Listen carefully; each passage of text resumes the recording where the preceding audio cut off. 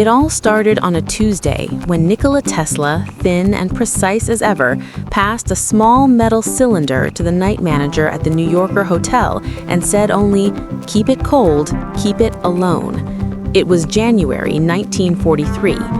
Tesla would die a week later in room 3327, his body found amid folded notebooks, letters from George Westinghouse, and a stack of schematics that the world would soon quarrel over. History records the facts. The Office of Alien Property Custodian sealed the room, the FBI under J. Edgar Hoover cataloged the papers, and the young MIT engineer John G. Trump was asked to evaluate Tesla's effects.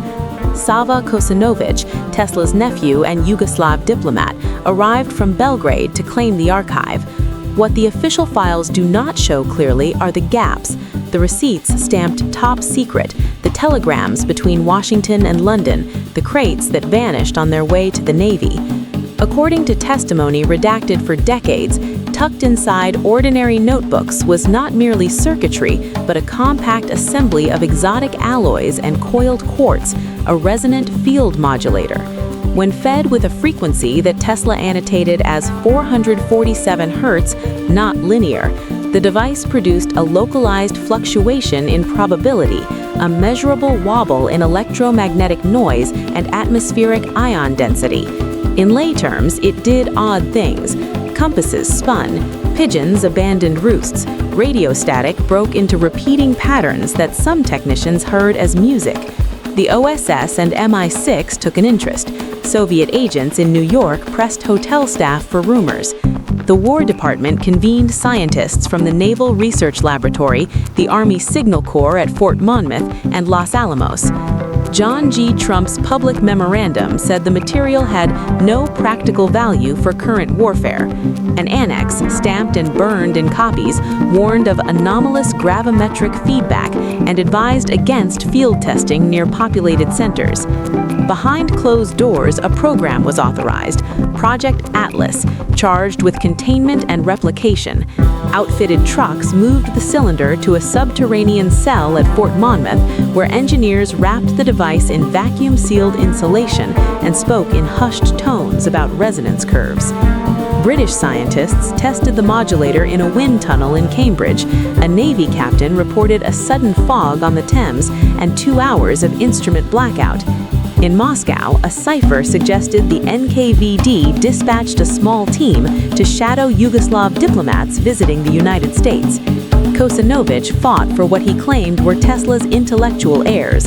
In 1952, under a less febrile bureaucracy, a number of documents and models were returned to Belgrade and deposited in the Nikola Tesla Museum. But the cylinder, polished, innocuous, remained in U.S. custody. Over the decades, it changed hands between agencies: Army, Navy, a classified Air Force research cell near Dayton. Each transfer accompanied a thinner paper trail. By the 1960s, Project Atlas had become a story told in government basements and classified briefings. Scientists argued the modulator might be a doorway to manipulating chance on a scale that made nuclear physics look blunt. The military wanted a weapon analogous to weather or worrisome surveillance. Tests were conducted in empty ranges, producing inexplicable blips on radar, and one incident in 1961 when a patrol launch on the Hudson reported a split-second reversal of instrument readouts. Time, some technicians would whisper, stuttering like a gramophone. The conspiracy hardened because of what never appeared in public. Declassification in the 1990s released thousands of pages, but whole blocks of text remained black. Journalists in 2008 found photocopies of hand-drawn oscillograms with annotations in Serbo-Croatian and English, and an Army note, "Do not connect to nuclear materials under any conditions." Enthusiasts online took the fragments and wove theories: time rays, death beams, escaped experiments, while historians pointed to administrative secrecy and interagency paranoia as sufficient explanation.